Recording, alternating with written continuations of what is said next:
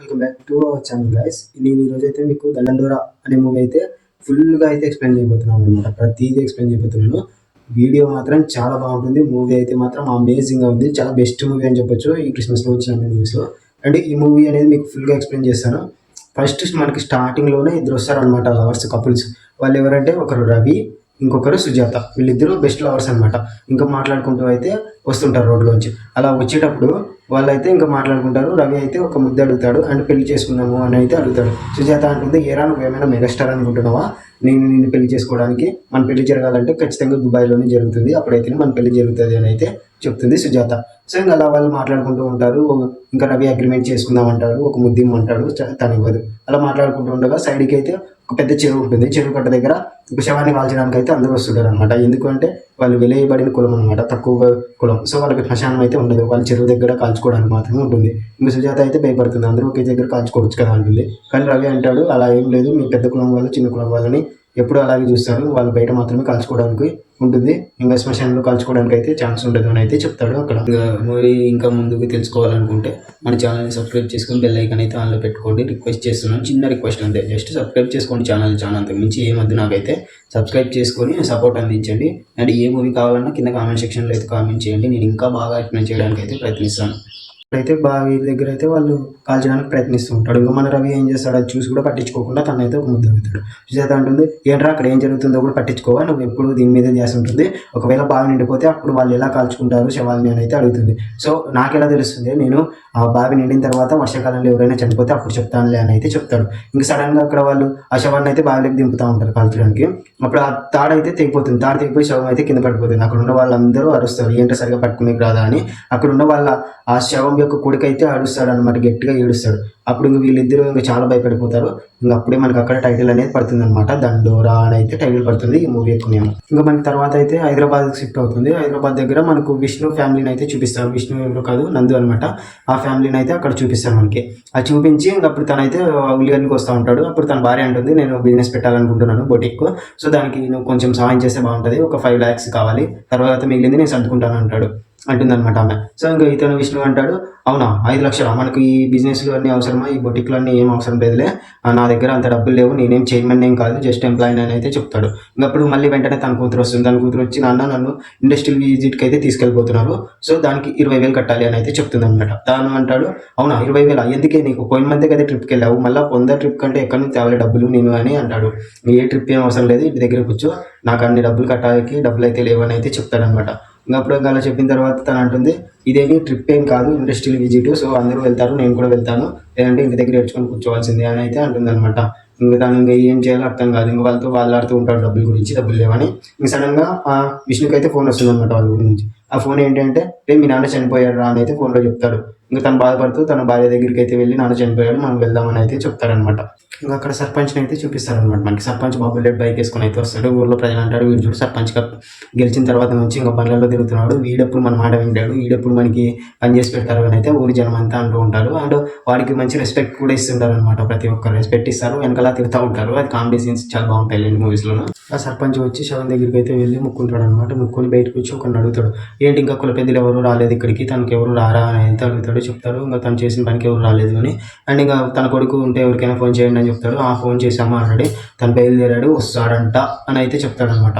వీళ్ళు ఎవరు వచ్చేలా లేరు, ఖర్చు మొత్తం నా మీద పడేలా ఉందని సర్పంచ్ అయితే బయటకు వస్తాడనమాట. బయటకు వచ్చి ఇంకొక స్టూడెంట్ అయితే కనపడతాడు. హాలిడేస్ అయిపోయి వెళ్తూ ఉంటాడు అనమాట కాలేజీకి. తనకు చెప్తాడు, రే చదువుకుంటున్నావా, కాలేజీకి వెళ్ళు, ఇదిగో బట్టి డబ్బులు పెట్టుకో అని అయితే ఇస్తాడు. ఇచ్చి పంపిస్తాడు అనమాట. పంపించి చెప్తాడు, బాగా చదువుకోవాలా, మనకు చదువు ఈ రాజకీయం మాత్రమే మనల్ని కాపాడతాయి, ఇంకేమి మనల్ని కాపాడలేవు అని అయితే చెప్తాడు. వాటి బై వచ్చి ఒక డాక్యుమెంట్స్ ఇస్తాడు. ఆ డాక్యుమెంట్స్ అందరూ చూస్తుంటారు, ఏంటో మీకు చూస్తున్నారు, మీకేం చదవర్థమైద్ది అని అయితే చెప్తాడు. వాళ్ళైతే అక్కడ నుంచి వెళ్ళిపోతారు.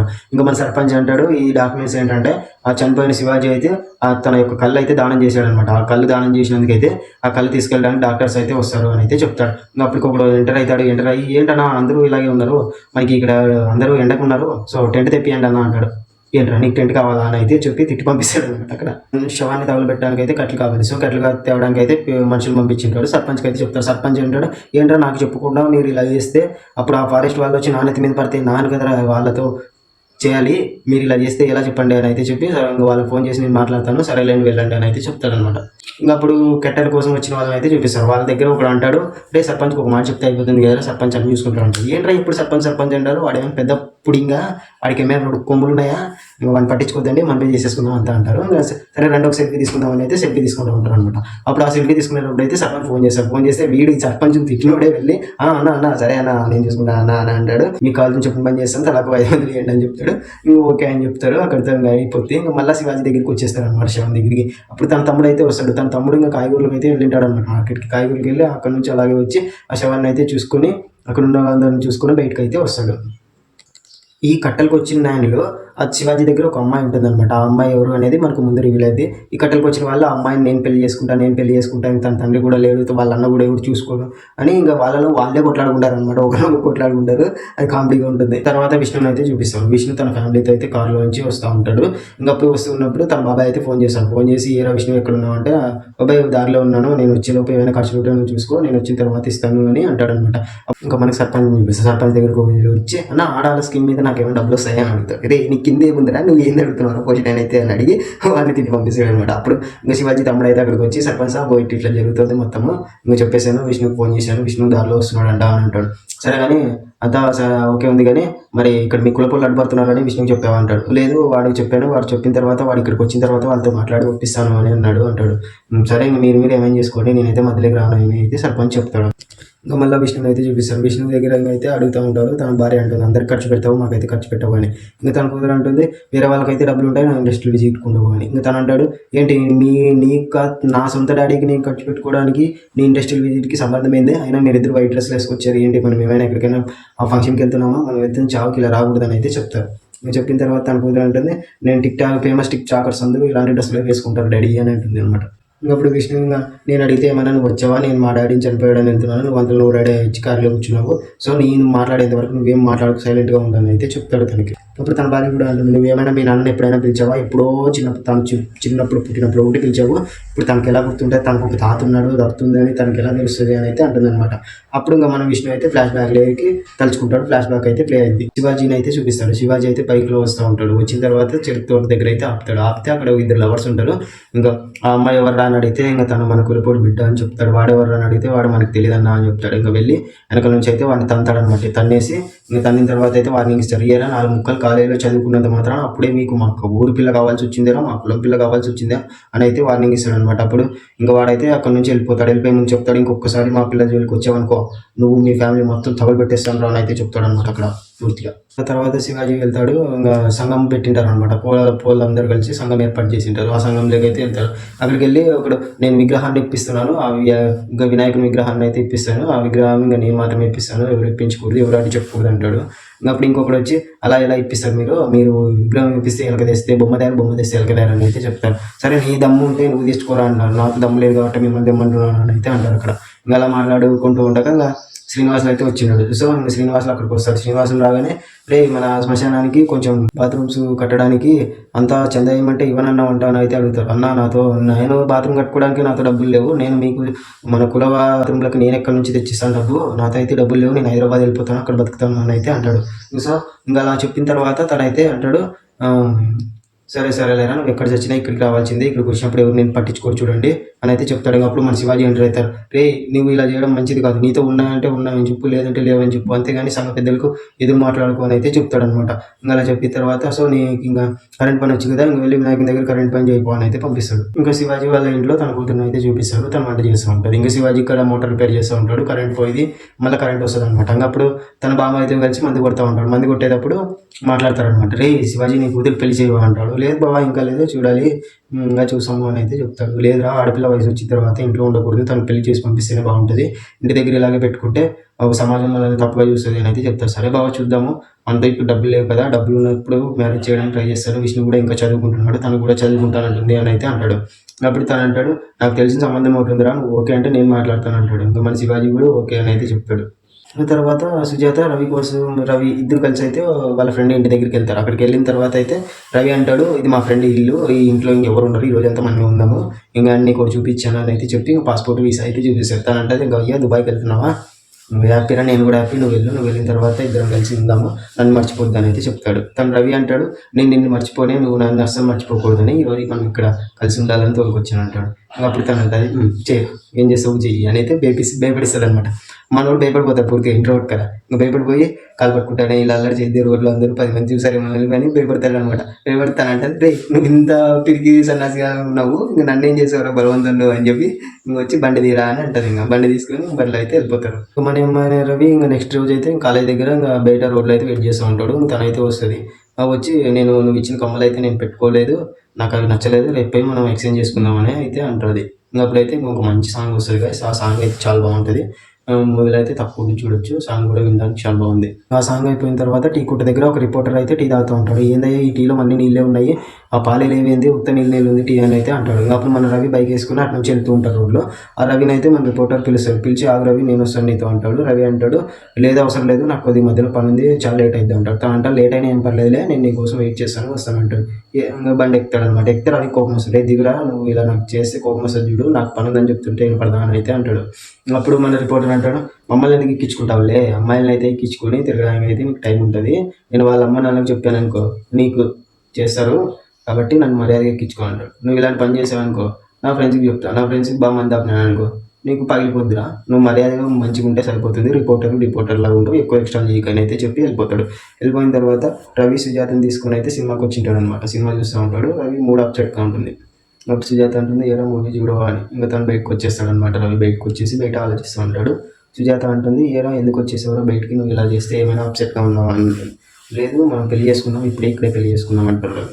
ఇంకా తను అంటుంది మళ్ళీ మొదలు పెట్టవారా, నువ్వు మళ్ళీ మొదటికి వచ్చాయి, ఇలాంటివన్నీ వద్దురా, నేను చెప్పినట్టుగా ఒప్పించి చేసుకోవడం కంటే దుబాయ్కి వెళ్ళి చేసుకుందాం, నేను నీ కోసం వచ్చేస్తాను అని అయితే అంటుంది అనమాట తను. రవి నేను ఎందుకు మనం పారిపోవాలి, పెళ్లి చేసుకుందామే, ఒప్పించుకుని చేసుకుందామే, ఎందుకు ఇది ఈ జనరేషన్లో ఒప్పించుకొని చేసుకోవాలి, ఎందుకు పారిపోవడం ఎందుకు అని అయితే తను చెప్తాడు. ఇంకా తను అంటుంది సర్లేరా నీ ఎందుకు ధైర్యం ఉంది కానీ మా అమ్మ నన్ను ఒప్పించేసి ఇంకా అప్పుడు చేసేసుకున్నాము, ఇంకా తర్వాత మాట్లాడుకుందాం, నేనైతే సినిమా చూసి వస్తాను, నువ్వు దెబ్బే అని ఇంకా సినిమా చూసేకైతే వెళ్ళిపోద్ది తను. అది గైస్ కళ్ళ దుకాణం అయితే చూపిస్తాను. కళ్ళ దుకాణం దగ్గర ఆంటీ దగ్గర ఒకడు వచ్చి ఇన్ని గుడ్లు ఎట్లా పెట్టింది మీ కోడి అలసిపోలేదా అని అంటాడు. ఇంకా తను అంటాడు మా కోడి ఏం అలసిపోలేదు అని. వాడు అంటాడు వచ్చేసి కోడి ఎందుకు అలసిపోతుందిలే, పుంజి అలసిపోతుంది కానీ అంటాడు. ఇంకా అప్పుడు మన ఆంటీ అంటది సరే నీకు కోసి కారం పెట్టాలా లేకుంటే ఉప్పు తెల్లాలా అంటది. ఇంక మనోడు బేబర్ బయటకు వచ్చేస్తాడు. ఇంక మన శివాజీ తన మామూలు ఇద్దరు కలికొట్లో మంది అవుతూ ఉంటారు అనమాట. మాట్లాడుకుంటారు. ఏరా ఏం జరిగింది, విష్ణుగాడు ఫోన్ చేశాడా ఇది చెప్తాడు, చేసాడు అంటాడు. అప్పుడు సంబంధం ఓకేనా అంటాడు. లేదురా ఆ సంబంధం ఓకే కాదు, వాడు బాగా తాగి తిరుగుతాడంట, నాకు నచ్చలేదు అంటాడు. ఇంకా మనోడు వచ్చేసి వాళ్ళ బామ్మడిది అవురా నీకు తాగి వాళ్ళంటే ఎందుకు నచ్చదు, ఇప్పుడు మనం తాగుతలేమా, వాడు తాగినంత మాత్రం మన అమ్మాయిని బాగా చూసుకోవడం, వాళ్ళ కులంలో ఇంతకన్నా గొప్ప నీకు దొరకరా అని అయితే చెప్తాడు. ఒప్పించేస్తాడు ఇలా కూడా. ఇంకా అప్పుడు విష్ణుకి ఫోన్ చేద్దామని అయితే విష్ణుకి ఫోన్ చేస్తాడు. విష్ణు చూపిస్తాడు. విష్ణు కాలేజీలో లవర్తో కలిసి కూర్చొని తింటూ ఉంటాడు. లవర్ ఉంటుంది రే మనం పెళ్లి చేసుకుందాం, మీ అమ్మ నాన్నలు ఒప్పించుకుందాం, కానీ నువ్వు జాబ్ తెచ్చుకోవాలి, లక్షల జీతం రావాలి, ఎందుకంటే మీ కులం మా కులం కంటే తక్కువ, నువ్వు మా కాస్ట్ అయితే బాగుంటుంది అని అయితే తను చెప్తుంది. అప్పుడు మనవాడు అంటాడు నేను ఖచ్చితంగా జాబ్ తెచ్చుకుంటాను, లక్షల శాలరీ కూడా తెచ్చుకుంటాను, మీ నాన్న ఎలా ఒప్పుకోడు అప్పుడు చూసుకుందాం అంటాడు. ఇంకా అప్పుడు తను అంటుంది లేదురా మా నాన్న చాలా క్యాస్ట్ పిచ్చాడు, నువ్వు ఇలా చేస్తే అస్సలు ఒప్పుకోడు, నువ్వు ఎలాగైనా ఖచ్చితంగా జాబ్ తెచ్చుకోవాలి, అన్ని కరెక్ట్గా ఉంటేనే మా నాన్న ఒప్పుకుంటాడు, ముందునే ఎమ్మెల్యే అని అయితే చెప్తాడు. ఇంకా అప్పుడు మనవాడు ఏం చేయాలంటే సరేలే నేను మీ నాన్న కంటే ఏం తక్కువేం కాదు, మీ నాన్న ఒకవేళ ఒప్పుకోకపోయినా నేను ఎత్తికెళ్ళిపోయి మరి పెళ్లి చేసుకుంటాను కదా, మీ నాన్న రెడీగా ఉండమని నా కళ్ళు రెడీ కన్యాదానం చేయడానికి అని అయితే చెప్తాడు అనమాట. ఇంకా చెప్పేసి ఇంకా అక్కడి నుంచి అయితే నేను ఊరికి వెళ్తున్నాను, నాన్న ఫోన్ చేశాడు, వెళ్ళి వచ్చేసిన తర్వాత మాట్లాడుకుందాం అని అయితే చెప్పి వెళ్తాడు అక్కడి నుంచి. అండ్ ఆ తర్వాత రవి సుజాతను అయితే చూపిస్తాడు. వాళ్ళిద్దరు గుడికి వస్తారు. గుడికి వస్తే ఇంక సుజాత రవిని కళ్ళు మూసుకోమని చెప్పి తనకైతే ఒక గిఫ్ట్ ఇస్తుంది, హ్యాపీ బర్త్డే చెప్పేసి. సో ఆ షర్ట్ చూసి రవి అంటాడు నేను దుబాయ్ వెళ్ళేటప్పుడు ఈ షర్ట్ వేసుకుంటాను, నాకు చాలా ఇష్టం అంటాడు. అప్పుడు సుజాత అంటుంది నీకు నేను ఇష్టమా మీ చిరంజీవి బాస్ ఇష్టమా అంటుంది. తను అంటాడు నువ్వేనే ఇష్టము కానీ చిరంజీవి నా ప్రాణం అని అయితే చెప్తాడు. వినాయక చవితి అయితే స్టార్ట్ అయింది. ఇంకా అక్కడికి వెళ్ళిన తర్వాత కరెంట్ అయితే పోతుంది, అందరూ దీపాలు ముట్టిస్తారు. ఇంకా అక్కడ సాంగ్స్ ప్లే చేస్తారు అనమాట. అక్కడ మన రవి గారు బాగా ఫుల్గా డ్యాన్స్ చేస్తాడు చిరంజీవి సాంగ్కి అయితే. ఆ సాంగ్ డాన్స్ చేసిన తర్వాత ఇంకా సుజాతతో కలిసి కూడా డ్యాన్స్ చేస్తారు. వాళ్ళిద్దరూ ఇంకా గోడచాటుకు అయితే వెళ్ళి మాట్లాడుకుంటూ ఉంటారు. అప్పుడు సుజాత అయితే రవికి అయితే ముద్దు పెడుతుంది. ఆ ముద్దు పెట్టిన తర్వాత అక్కడ వాళ్ళ కుల పెద్దలు అయితే వాళ్ళని చూస్తారు. సుజాత వాళ్ళ నాన్నకైతే చెప్పింటారు అనమాట. ఇంకా తనైతే ఇంట్లో కోపంగా ఉంటాడు. సుజాత వెళ్ళి భోజనం వండిస్తుంది. అప్పుడు విష్ణు అయితే ఎంటర్ అవుతాడు. విష్ణు వచ్చేస్తాడు. ఏరా ఎప్పుడు వచ్చావంటే బామ్మయ్య ఫోన్ చేశాడు అందుకే వచ్చాను అంటుంది. తను కూడా తినడానికి కూర్చుంటాడు. సుజాత అన్నం వడ్డించేటప్పుడు ఏమిటో చదివి ఎలా ఉంది అని అయితే అడుగుతాడు విష్ణు. అప్పుడు వాళ్ళ నాన్న అంటాడు నేను తనకు పెళ్లి చేద్దాం అనుకుంటున్నా అని. అప్పుడే పెళ్ళి ఎందుకంటే వాళ్ళ నాన్న అంటాడు పెళ్లి చేద్దామని చెప్తున్నావు కదా, ఒకసారి చెప్తే వినపడదా అంటాడు. అప్పుడు ఏం చేసావు ఎందుకు నాన్న కోపంగా ఉన్నాడు అంటాడు. ఇంకా అప్పుడు సడన్గా వాళ్ళు తినేటప్పుడు డోర్ అయితే తడతాడు. సో వెళ్ళి మామయ్య వచ్చాడేమో అని అంటారు. ఇంకా వెళ్ళి చూస్తే అక్కడికి మనకి రవి వచ్చేసి ఉంటాడు అనమాట. రవి అయితే ఎవరో వచ్చారని అడిగితే ఇంకా విష్ణు రవి వచ్చాడని లోపలికి అయితే వచ్చేస్తాడు తను. ఇంకా రవి అయితే లోపలికి వచ్చేస్తాడు. విష్ణుతో మాట్లాడతాడు. విష్ణు నేను నీకు ఒకటి చెప్పాలి మాట్లాడాలి అంటాడు. ఇంకా వాళ్ళ నాన్న చాలా కోపంగా ఉంటాడు అనమాట, చాలా అంటే చాలా. ఇంకా వాళ్ళ నాన్న కోపంలో రే ఎంతరా నీకు బతికెంతరా, మీరెంత బతికెంత, మా కులం వాళ్ళ అమ్మాయి కావాల్సి వచ్చిందిరా మీకు, మీరు ఒకప్పుడు మా ఇంట్లో పని చేశారా, అలాంటిది నేను మీకు మా పిల్లల్ని ఎలా ఇస్తాను అనుకున్నారా అని అయితే తిడతాడు. చాలా కోపంగా నరికేస్తారా చంపేస్తారా అంటాడు. ఇంకా మనోడు రవి అంటాడు ఒకప్పుడు కాదు ఇప్పుడు మేము బాగా డబ్బున్న వాళ్ళమే, అన్నీ మాకు కూడా చాలా ఆస్తుంది అంటాడు.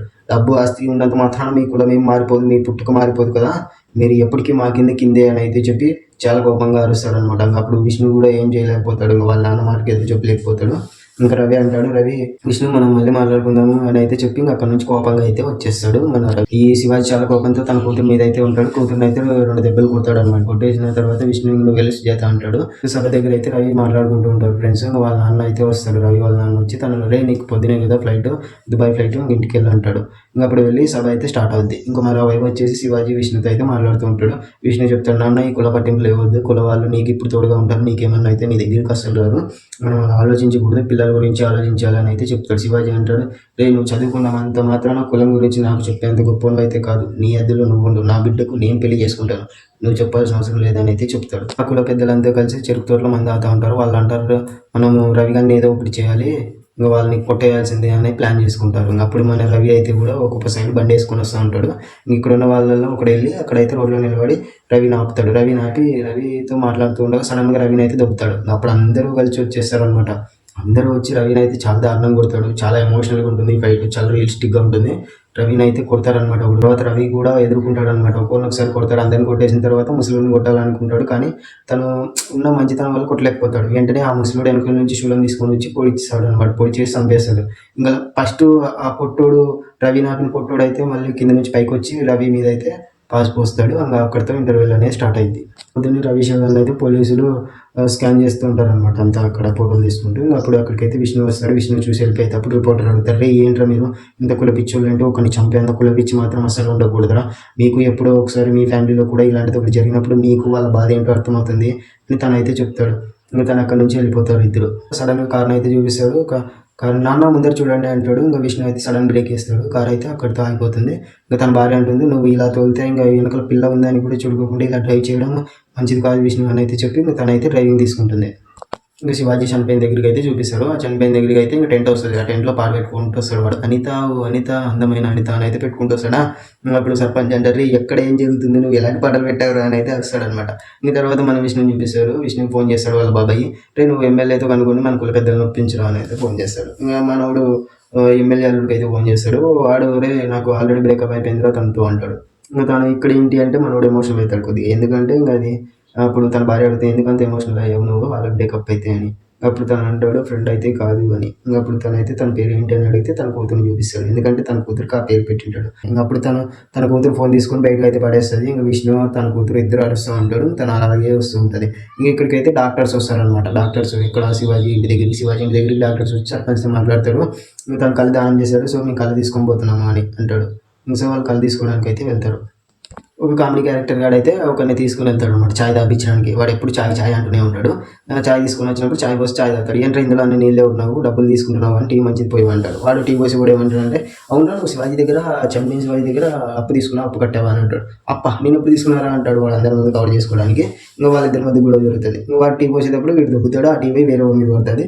వాడు వచ్చి వీళ్ళు ఇద్దరు కలిసి కొట్లాడతారు అనమాట. అక్కడైతే ఫైట్ జరుగుతుంది. మన సర్పంచ్ వచ్చి అంటారు ఇక్కడ ఏం జరుగుతుంది, మీరు ఏం చేస్తున్నారా, టీ కోసం ఎవరైనా కొట్లాడతారా అని అంటాడు. అన్న వీడన్నా చేసింది అంటే ముయ్యట్లా ఇద్దరు కలిసి ఇక్కడ నుంచి వెళ్ళిపోండి అని అయితే చెప్తాడు. అక్కడ ఓయిరాజు కన్నులు నువ్వు వ్యాన్ పారబెట్టుకొని వానాన్ని కొట్లాడుకుంటా వచ్చేస్తారనమాట. కట్టెలు తీసుకొని వస్తారు అక్కడికి. ఆ వచ్చిన వాళ్ళకైతే డాక్టర్ వైద్యం చేస్తూ ఉంటాడు. మరో పక్క విష్ణు అయితే అక్కడికి వచ్చేస్తాడు. విష్ణు వచ్చిన తర్వాత సర్పంచ్ అంటాడు వెళ్ళి మీ డాడీని ఒకసారి చివరిసారి చూడిపోని. ఇంకా తను అయితే వెళ్ళి చూస్తాడు. కానీ తన పక్కన ఒక అమ్మాయి ఉంటుంది కదా, ఆ అమ్మాయిని చూసి చాలా కోపంతో అయితే ఆ బాధనంతా దేని ఊపుకొని బయటకు అయితే వచ్చేస్తాడు మన విష్ణు అయితే ఆ అమ్మాయి ఎలా వచ్చింది అని అయితే మళ్ళీ ఫ్లాష్ బ్యాక్కి వెళ్తాడు. ఇంకా అక్కడ చూస్తే ఒక వేష్య కుటుంబం చూపిస్తారు అనమాట. ఒకటి రెడ్లైట్ ఏరియా. అందులో ఇంకొక అమ్మాయి ఉంటుంది. ఆ అమ్మాయి దగ్గర కామెడీ అయితే ఉంటుంది అనమాట. అప్పారావు వచ్చేస్తాడు. అప్పారావు వచ్చి 1000 రూపాయలు తక్కువ ఉంది ఇస్తారా అని అడుగుతాడు. 1000 రూపాయలు తక్కువ ఉంది అంటే ఇవ్వమని ఇంకా తనైతే ఫోన్ కుది పెట్టేస్తాడు అక్కడ.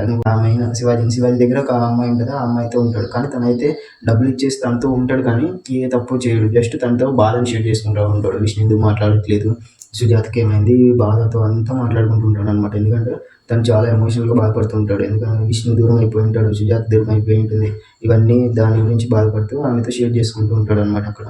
తనైతే చెప్తుంది విష్ణుతో ఒకసారి మాట్లాడు అని. ఇంక తను అంటాడు నాకు భయం, ఎందుకంటే విష్ణు ఇప్పుడు మాట్లాడినా మళ్ళీ తర్వాత నాతో పూర్తిగా మాట్లాడకుండా అయిపోతాడేమో అని అంటుంది.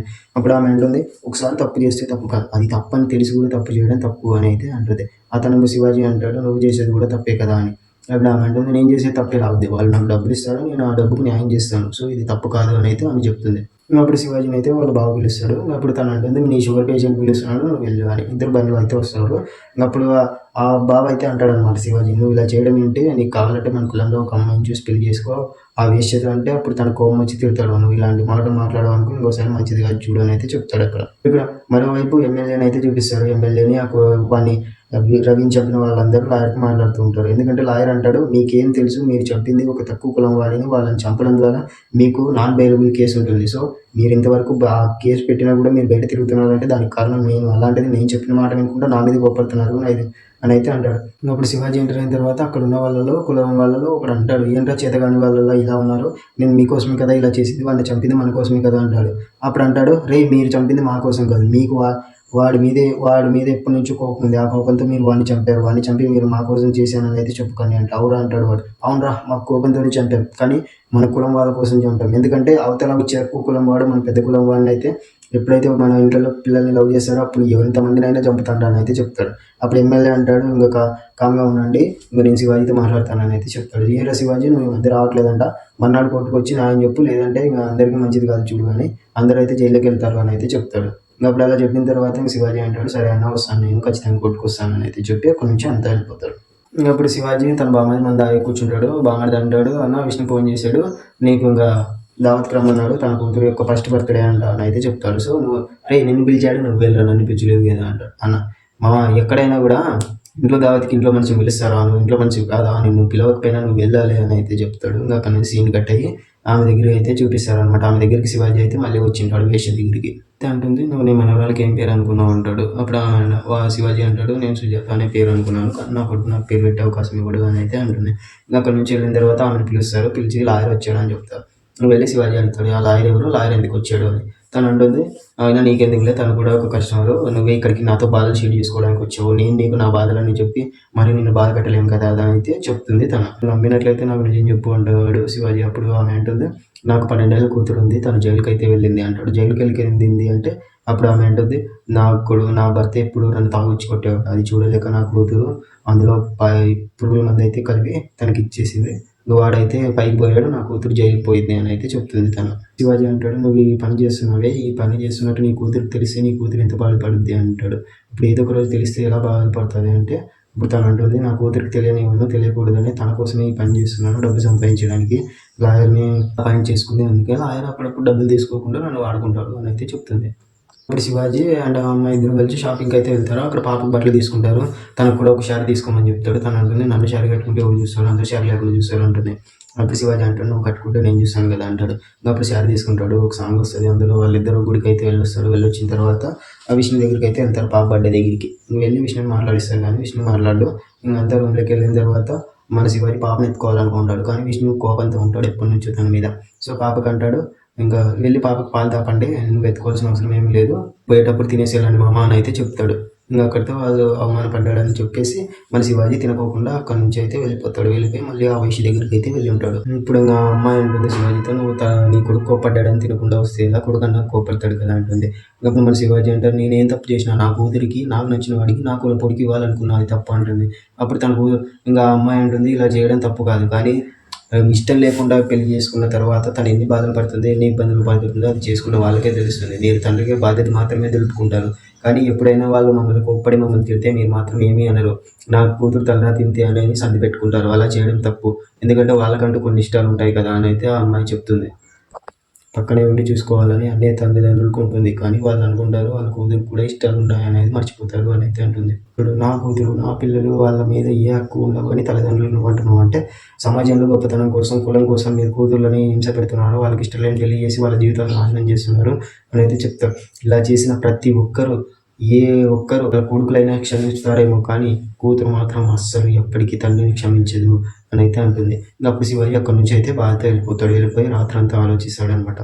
బాధపడుతూ ఇంకా తన కూతుర్ని అయితే తలుచుకుంటాడు. తలుచుకున్నప్పుడు తనైతే హాస్పిటల్‌లో రవి శవం దగ్గరికి అయితే వెళ్ళి ఉంటుంది. బాధపడుతుంది. తను ఇచ్చిన షర్టే వేసుకొని ఉంటాడు. చాలా బాధపడుతుంది. రవి వాళ్ళ నాన్న కూడా ఏడుస్తాడు. ఇంక తనైతే ఆ బాధ తట్టుకోలేక రవి చనిపోయాడని ఇంటికొచ్చేసి నాన్న పిలిచినా పట్టించుకోకుండా లోపలికెళ్ళి ఇంకా తనకు ఇష్టమైన కమ్మలు పెట్టుకొని, తన ఫోటో ముందు పెట్టుకొని అందులో విషం కలుపుకొని అయితే అన్నం తింటది.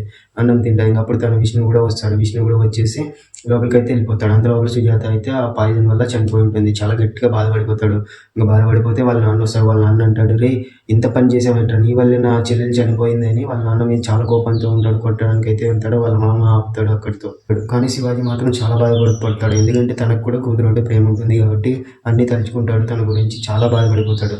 అండ్ ఇంకా తర్వాత కోర్టును అయితే చూపిస్తాడు. కోర్టులో లాయర్ చెప్తూ ఉంటాడు, ఇది కుల హత్య ఏం కాదు, అది నార్మల్ యాక్సిడెంటల్‌గా జరిగింది అని. అప్పుడు శివాజీ మాట్లాడాలనుకుంటాడు. లాయర్ వద్దంటాడు. కానీ జడ్జి అయితే నువ్వు మాట్లాడొచ్చు అని అయితే పర్మిషన్ ఇస్తాడు. సో ఇంక తను వచ్చి చెప్తాడు, నా కూతుర్ని నేనే చంపేసుకున్నాను, నా వల్లే తను చనిపోయింది. అండ్ ఇదంతా నాకు చాలా ఎంతగానో బాధపడింది. నేను 3 ఏళ్ళు బాధపడి ఇప్పుడు రియలైజ్ అయ్యాను. ఎందుకంటే మేము చేసింది కులహత్య. మేమంతా కలిసి అతన్ని చంపాము అని అయితే చెప్పి అక్కడ ట్విస్ట్ ఇస్తాడు. ఆ ట్విస్ట్ వల్ల జడ్జి అయితే అడుగుతాడు, నీకు మారడానికి 3 ఏళ్ళు ఎందుకు పట్టింది అంటాడు. అప్పుడు శివాజీ అంటాడు, నేను తాగిన మందు కాదు కదా సార్, రాత్రి అయితే పొద్దున్న దిగిపోవడానికి, ఇది కులపిచ్చి కాబట్టి నాకు 3 ఏళ్ళు పట్టింది దిగిపోవడానికి అని అయితే చెప్తాడు. ఇంక అప్పుడు లాయర్ వాళ్ళందరినీ అయితే శిక్షిస్తాడు. అందరూ జైలుకి వెళ్ళిపోతారు. ఇంక అప్పుడు ఆ వేషం అయితే వచ్చి ఉంటుంది. కోర్టుకి వచ్చి తనను అయితే అడుగుతుంది, నేను నిన్న నీతో అలా మాట్లాడకూడదు, అందుకే నువ్వు జైలుకి వెళ్తున్నావు అని.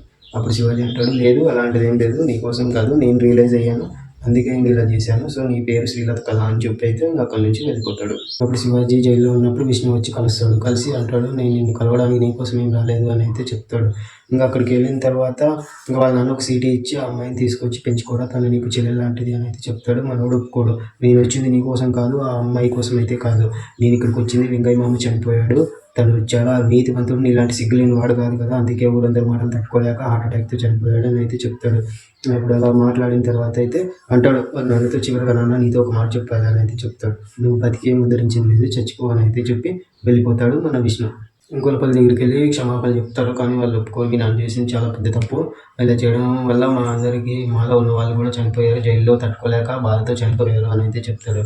అప్పుడు తను అంటాడు, వాళ్ళు కాదు మాత్రమే కాదు, మా అన్న కూడా 10 ఏళ్ళు జైల్లో ఉండొచ్చాడు కదా అని అయితే చెప్తాడు. ఇంకా తర్వాత అంటారు వాళ్ళు, సరేలేరా మేము మీకోసం అయితే నీకోసం అయితే ఒక ఆఫర్ ఇస్తున్నాము, ఎందుకంటే తండ్రి చేసిన దానికి కొడుకుని శిక్షించకూడదు కాబట్టి మేము చెప్తున్నాము, శ్మశానం పక్కన ఉన్న ఎకరా శ్మశానానికి రాసిచ్చేయండి, అప్పుడు మీ నాన్నని అందులో కాల్చడానికి అయితే అనుమతిస్తాము అని అయితే చెప్తారు. ఇంకా వాళ్ళు అక్కడితో అయితే అక్కడి నుంచి బయటకు వచ్చేస్తారు అనమాట. తర్వాత సర్పంచ్ వెళ్ళి అడుగుతాడు. కానీ మన విష్ణు చెప్తాడు, అది నా పేరు మీద లేదు, సుజాత పేరు మీద అయితే ఉంది అని అయితే చెప్తాడు. వాళ్ళ బాబాయ్ అంటాడు, అవును నీ పేరు మీద రాకుండా సుజాత పేరు మీద ఎందుకు రాశాడు అని అయితే చెప్పి సుజాతని అడగడానికి అయితే వాళ్ళు వెళ్తారనమాట. కానీ మన విష్ణువుకి గుర్తొస్తుంది, తను వెళ్ళి ఆ అమ్మాయిని తోలుకొచ్చినప్పుడైతే హాస్టల్ నుంచి తనకు కనీసం ఆ ప్యాడ్స్ కొనుక్కోవడానికి కూడా డబ్బులు లేవని అయితే అర్థమవుతుంది. కానీ తనకు ఆ అమ్మాయి అంటే నచ్చదు. ఎందుకంటే తన చెల్లి కోల్పోయిన తర్వాత తన చెల్లిలా చూసుకోలేకపోతాడు.